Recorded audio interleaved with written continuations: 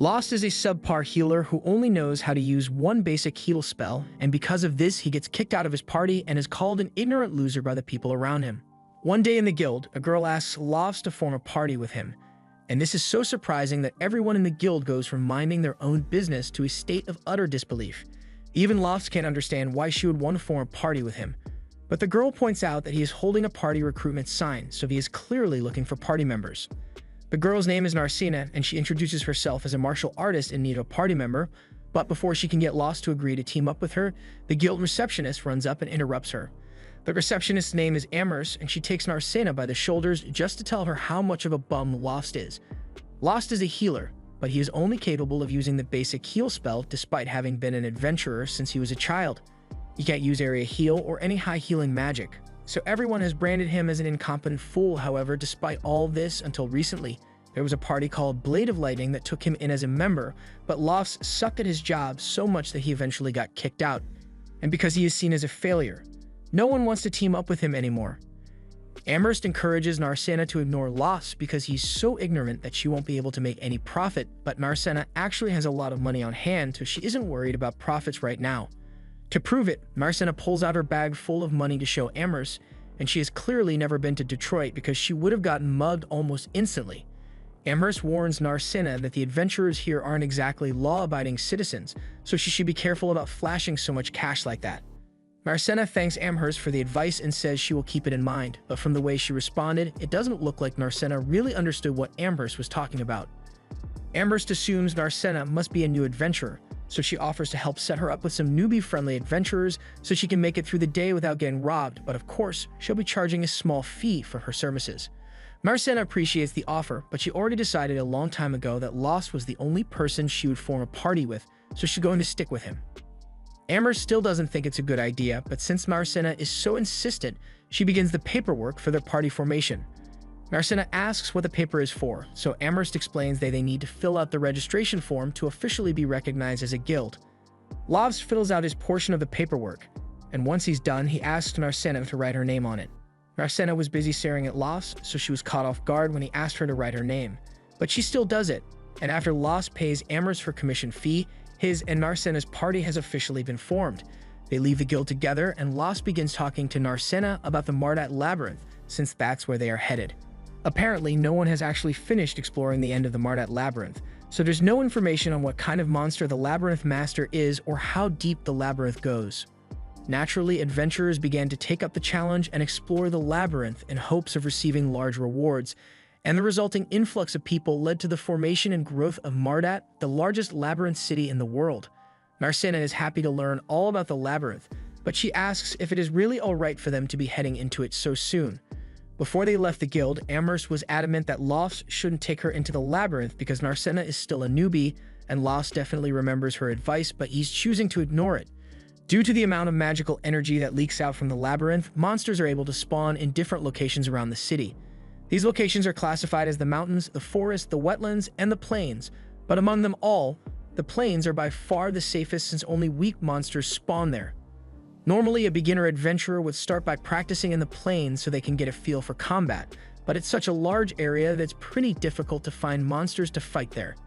In contrast, monsters appear by the dozens in the labyrinth, and as long as you don't go too deep, you won't run into any particularly strong monsters, so Lost figures it will be a lot quicker for Narcina to gain experience there.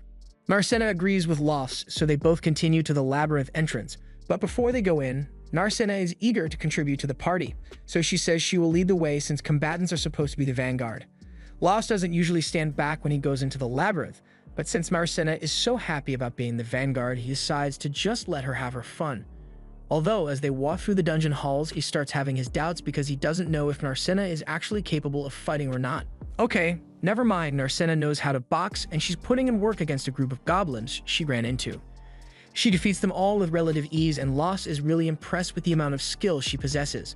The defeated goblins soon turn to dust, and in their place, a magic stone is left, so Lost picks it up and explains to Narcina that adventurers give these stones to the guild and receive money in exchange.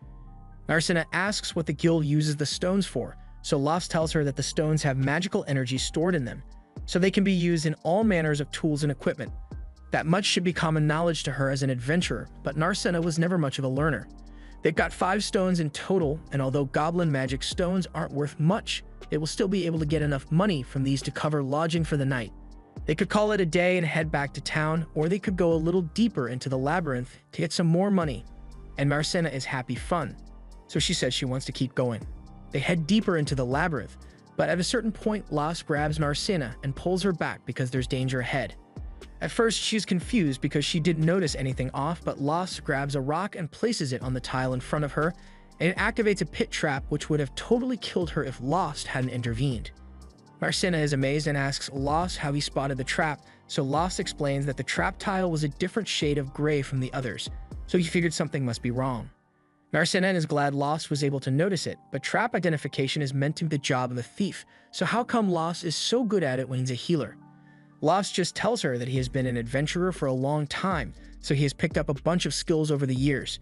They continue to move forward, but soon enough they come across an orc roaming the halls, and Lost is surprised by this since orcs are mid-level monsters, so they aren't meant to appear so high up in the labyrinth. Marcena asks if they should turn and run away. Lost doesn't think that will be necessary because his and Marcena's combined strength should be enough to take it down, but he isn't going to force her to do anything she doesn't want to. Marcena says she is fine with it since Lost believes they can win, so they get in position and Marcena charges at it, but when she lands her first kick, it feels more like she's kicking a rock than a monster. The orc raises its club and tries to strike her down, but Marcena is able to block it with her hands, although she gets backed into a corner because of it and has nowhere to run as the orc prepares for another attack. However, moments before she is struck down, Lost steps in front of her and defeats the orc with a single stab of his sword. He asks Marcena if she's alright, and she's both amazed and grateful that he was able to save her, but she also wonders how he just did that when he's meant to be a healer. Lost says he just happened to pick up a few combat skills over his years of being an adventurer, but that aside, they still need to collect magic stone, so they go to retrieve it. And it's a lot bigger than the ones they got from the goblins. It also has more magic in it, so they will get a lot more money if they sell it. With that said, Lost asks her if she wants to call it a day and head back to the guild since they've earned enough money, and she has demonstrated her skills, but Marcena says she wants to keep going a little longer, so Lost ends up agreeing. By the end of their labyrinth exploration, they've gathered a lot of magic stones and returned to the guild to exchange them with Amherst. Amherst is surprised that they managed to get this many gems in only half a day, but then she notices the orc gem and begins scolding Lost for taking Marcena into the labyrinth when she specifically told him not to. It was really reckless of him to take her to the mid-level floors where she is just a beginner, but Lost says he didn't actually take Marcena to the deep floors. They were on the beginner level the entire time, and he only intended for them to fight goblins. But there was an orc roaming on the upper floors for some reason. Marcena confirms that Lost is telling the truth, so Amherst believes him, and his story isn't too far-fetched anyway, since there have been a lot of similar reports of high-level monsters showing up in beginner areas. Amherst isn't sure what's going on, but she knows it must mean something bad is going on down in the labyrinth. Although she doesn't get paid enough here to really care. Anyway, she asks if Lost is here to sell all these gems, and Lost says he is, so Amherst excitedly begins gathering the payment for him. Marcena notices that Amherst is a little too happy to be buying magic gems, so Lost explains that as guild staff, when Amherst buys magic gems from the adventurers she manages, she gets a fat commission on the sale. Once the money is ready, Lost is shocked to see just how much there actually is, but Amherst reminds him that half of that belongs to Marcena. Lost is aware that he only gets half, but even half is 10 times more than what he usually got paid when he was part of Lightning Blade, and that's when he realizes that he was scammed by Lightning Blade. Amherst kind of finds the whole thing funny, but Marcena reminds her that it's the guild's job to arbitrate when there are pay disputes, so Amherst says she will help Lost get his money back if he wants her to. He thinks about it for a second, but he eventually decides not to bother getting his money back since he has already formed a new party and he wants nothing to do with Lightning Blade anymore. After Lost leaves, the guild branch manager comes out, and while Amherst is busy counting her money, Handsome goes up to her and asks if Lost was just here, and if so, he hopes she didn't refer him to any parties. Amherst says she obviously didn't refer that idiot to any parties, but there was one girl who specifically wanted to form a party with him, so there was nothing she could do about it. At the same time, Lost and Marcena arrive at an inn, and Lost is welcomed by the innkeeper's daughter. She asks if Marcena is the girl who recently joined his party, and Lost confirms it, but he wonders how she knew about it already. The girl tells him that the news has been getting around since no one ever expected him to be able to form a party, but that aside, she asks if he is her to have something to eat. Lost would love some food, but first, he says he wants to reserve a room, so he goes to talk to the little girl's mother. Mary would be happy to get them a room, so she asks if they will be sleeping together or in separate rooms. Narcissa blushes a little at the thought, but Lost tells Mary that they will be staying in separate rooms, although Narcissa actually kind of liked the idea of sharing a bed with Lost. A little while later, Lost and Narcissa go to bed, and once Narcissa is alone in her room, she begins thinking about the first time she met Lost several years earlier. He had just saved her from an accident and was healing her wound with his basic heal spell, so she was really grateful that he took the time to heal her. So she decided right then and there that she would become an adventurer when she grew up and support Lost in any way she could. Since that day, Narcissa began training relentlessly, and as soon as she heard that Lost had been banished from his party, she rushed over to the capital so she could be the first to team up with him. However, she is just now realizing that Lost probably didn't recognize her at all. Although it's hard to blame him since she did grow a lot taller than she was back then, she was wearing different clothes and her hair color even changed to blue. And even though she came here to help him, it turns out that Lost is so talented that he doesn't actually need her protection, but regardless of whether he recognizes her or not, Narcissa intends to continue to support him no matter what.